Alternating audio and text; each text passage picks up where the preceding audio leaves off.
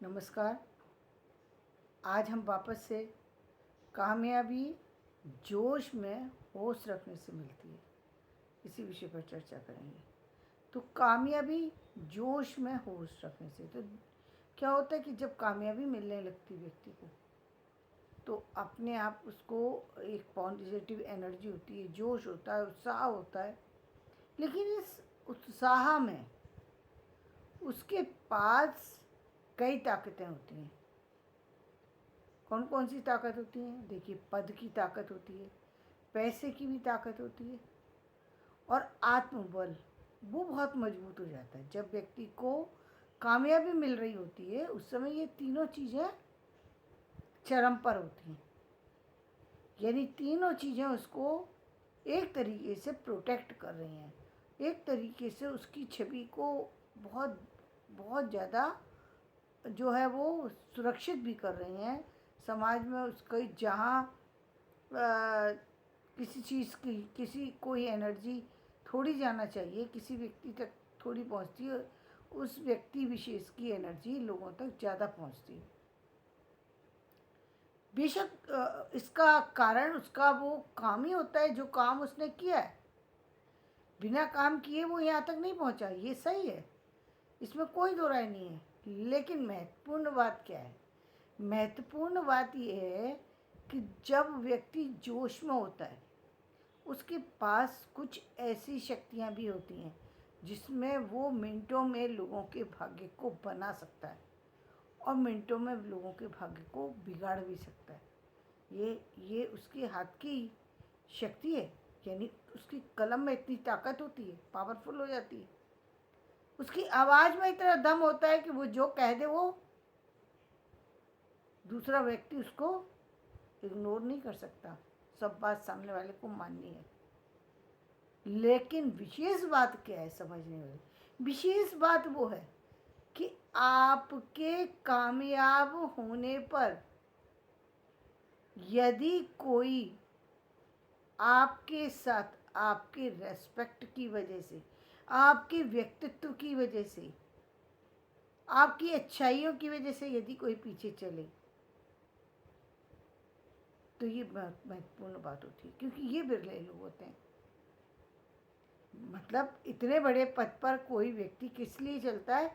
देखिए, इसके पद के पास आप जिस भी व्यक्ति को बोलेंगे वो आपको ना नहीं कर सकता, लेकिन एक रेस्पेक्ट वो दबाव में कर रहा है और दूसरी रेस्पेक्ट आपकी व्यक्तित्व के कारण कर रहा है। जो लोग अपने व्यक्तित्व के कारण से रेस्पेक्ट पाते हैं, यदि उनके अंदर जोश में भी हैं, होश में भी हैं, यानी वो बड़े हुए, केवल अपने पद से बड़े नहीं हुए, पैसे से बड़े नहीं हुए, अपने जो है शरीर से बड़े, अपने दिमाग से बड़े नहीं हुए, उनके अंदर बहुत सरलता भी है। बहुत ऐसी चीज़ें हैं जो बहुत उनकी कामयाबी में चार चांद लगा देती हैं।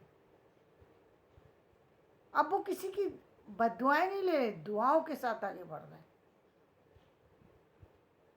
जो जोश में होता है व्यक्ति, उसके साथ लोग दुआओं के साथ जुड़ते हैं। ये वो पद रहे ना रहे, व्यक्ति उसका आदर उसी तरीके से करेंगे जैसे वो पद पर प्रतिष्ठित था तब करते थे। वो उसके पद से हट जाने के बाद करेंगे। वो उस व्यक्ति के दुनिया से चले जाने के बाद भी उसकी प्रतिष्ठा में वही उनकी आंखें नम होंगी, वही उनका मस्तक नत होगा, वही उनकी भावनाएं भी श्रद्धा से भरी हुई होंगी। ये गुण होता है उन लोगों का जो लोग अपना जोश में होश नहीं गंवाते, यानी कभी मानवता की उस बात को नहीं भूलते हैं कि एक दिन इसी सीढ़ी से हम चढ़ के आए थे। जो हमारे पास व्यक्ति आ रहे हैं वो लोग हैं कौन? वो सब वही हैं जो कमज़ोर हैं। यानी एक डॉक्टर के पास कौन व्यक्ति पहुंचता है? जो मरीज होता है। आपके पास कौन आएगा? कामयाब व्यक्ति के पास दो तरह के लोग पहुंचते हैं। एक तो वो जो कामयाब है, तो कामयाब वाले तो बराबर हैं वाले हैं, आप उनसे तो रेस्पेक्ट से बोलेंगे ही बोलेंगे, वो तो बोलना स्वाभाविक है। जो आपके बड़े हैं उनसे रेस्पेक्ट में बोलना आपकी आपकी मजबूरी भी कह सकते हैं, आपका दायित्व भी है। और व्यक्ति ज़्यादातर निभाते हैं, जो नहीं निभाते तो फिर उनका भी फिर अलग है, लेकिन ज़्यादातर लोग उस चीज़ को बना करके रखते हैं, वो वहाँ तक तो रहता है। लेकिन अक्सर गलती कहाँ हो जाती है, उन लोगों को वो इग्नोर करना शुरू कर देते हैं जो लोग उनसे नीचे होते हैं, जबकि नीचे तो वही लोग खड़े हैं ना जो जो आगे चल कर के आपके ही पद पर पहुंचने वाले हैं, या आज आपसे उस नए रास्ते की राह पूछने आए हैं, या किसी कारण से नीचे रह गए हैं आपसे, इसलिए आपसे आंख मिला करके बात नहीं कर रहे। कुछ खो जाने का डर सता रहा है उनको, उनके अंदर किसी चीज को खोने का डर है, इसलिए वो आपके सामने, आपकी ताकत के सामने बोलने की हिम्मत नहीं करते। इसका मतलब ये नहीं है कि वो कमजोर हैं। जो लोग इस बात का ध्यान रखते हैं, जो डॉक्टर इस बात का ध्यान रखेगा ये पेशेंट है, ये कुछ भी बोल सकता है, क्योंकि एक तो चिड़चिड़ा हो रहा है, बीमारी से परेशान है, मजबूर है, अंदर से दर्द हो रहा है, तो उस दर्द में, पीड़ा में ये कुछ भी बोल सकता है। ठीक वही स्त्री जो नीचे वाले स्थिति में आज आप देखते हैं कि लोग जब पहुंचते हैं किसी न किसी मुद्दे को लेके पहुंचते हैं, कभी आरक्षण का मुद्दा हो सकता है, कभी किसी और चीज़ का मुद्दा हो सकता है, कभी किसी और काम का मुद्दा, बहुत सारे से काम के ही कारण से पहुंचते हैं। यानी कोई ना कोई तो ऐसी चीज़ होगी जिसकी वजह से एक छोटा व्यक्ति आपके पास जा कर के आपसे उस चीज़ को सामने रख करके अपनी समस्या का समाधान चाहता है, और आप उसकी समस्या को सुने बिना ही अपनी बात को रख देते हैं, या उसको डांट करके भगा देते हैं, और वो मजबूर है। आप कई बार तो इतना ज़्यादा हो जाता है आवेश में आकर के व्यक्ति सामने वाले के की समस्या को सुने बिना उसको उस जगह से ही हटा देता है। एक व्यक्ति आपसे इलाज मांगने गया, आपको से अपनी समस्या का समाधान मांगने गया, आपको अपनी समस्या बताया, आपने समस्या को सुनना तो छोड़िए, आपने उसको वहीं से हटा दिया कि हम तो सिर्फ कामयाब लोगों को लेते हैं, हम नहीं लेते ऐसे लोगों को जिनके अंदर कुछ नहीं। अरे ये क्या हुआ? और शायद जो नहीं कर सकता वो शायद पीछे ही हट जाएगा, वो बोलेगा भी नहीं, छोड़ देगा। लेकिन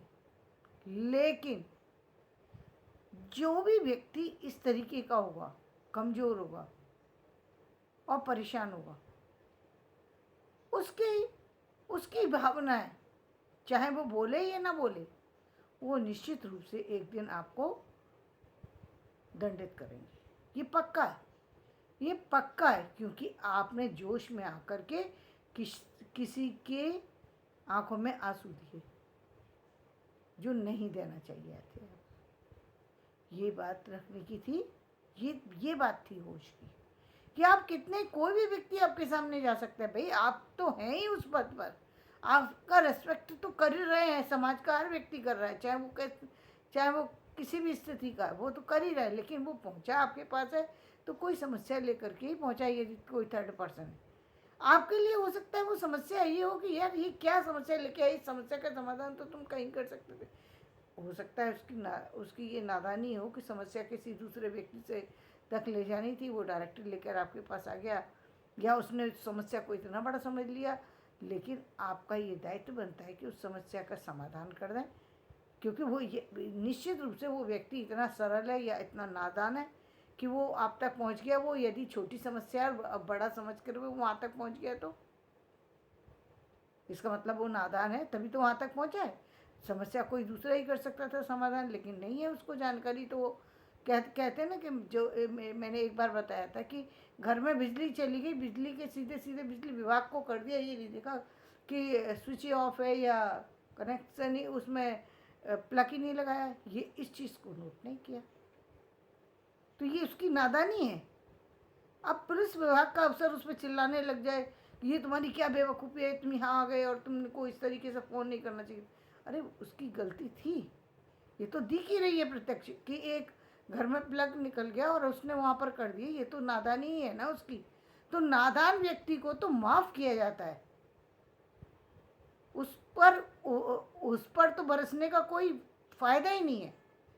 उस पर तो बरस कर आप केवल अपनी एनर्जी को वेस्ट कर रहे हैं। और यदि कोई समस्या का लेकर के गया है तो आप उसका समाधान कर दिए, क्योंकि आप उस पद के पर बैठे हुए हैं जहाँ आप उसका समाधान कर सकते हैं। ये बहुत बड़ी बात होती है। और यदि कोई व्यक्ति इस तरीके से किसी व्यक्ति की समस्या का समाधान करता है, जोश में होश रखता है, बड़ी बड़ी चीज़ों के हल निकाल देता है, तो क्या करते हैं, व्यक्ति झुक कर के फिर व्यक्ति उसको सलाम करता है। आँख में आंसू उसी व्यक्ति के लिए, आदमी की उसी व्यक्ति के लिए आंखों में आंसू आते हैं जो व्यक्ति वाकई रेस्पेक्ट के योग्य होता है। हर व्यक्ति के लिए आंखें नम नहीं होती हैं संसार में, यहाँ तक कि व्यक्ति की अपने परिवार के लोगों के लिए आंखें भी नम नहीं होती हैं, लेकिन जो अच्छे लोग होते हैं उनके लिए हर व्यक्ति की आंखें नम हो जाती हैं। ये होती है चीज़। ये बात हर किसी में नहीं मिलेगी। आपने देखा था जब अटल जी गए थे, कितने सारे लोगों की आंखों में आंसू थे।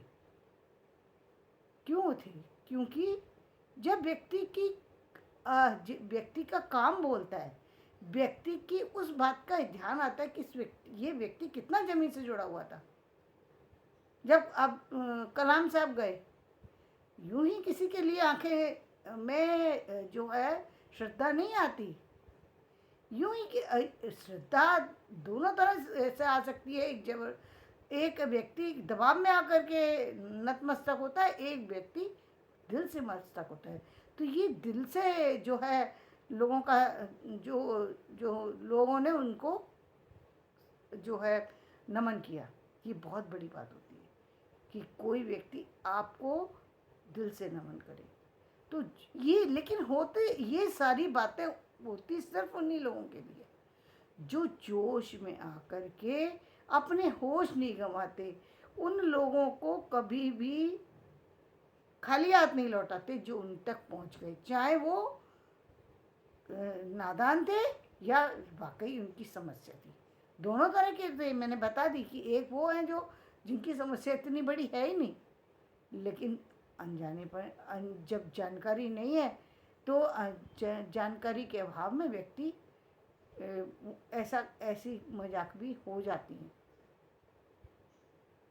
और कई बार बाकी समस्या बड़ी होती है तो आपके पास ही समाधान है जो आप चुटकी बजाते कर सकते। तो ये बात ध्यान रखने की, जब भी आप आगे बढ़ें तो हमेशा उन लोगों का जो है ध्यान रखना चाहिए जो लोग आपसे कम है, या किसी, चाहे वो पद में कम है, उम्र में कम है, या किसी और कारण से कम है। उन लोगों को कभी भी इग्नोर करने की ज़रूरत नहीं होती, उन लोगों को साथ में रख करके चलने की ज़रूरत है। तो धन्यवाद। मैं अपना वीडियो यहीं समाप्त करती हूँ।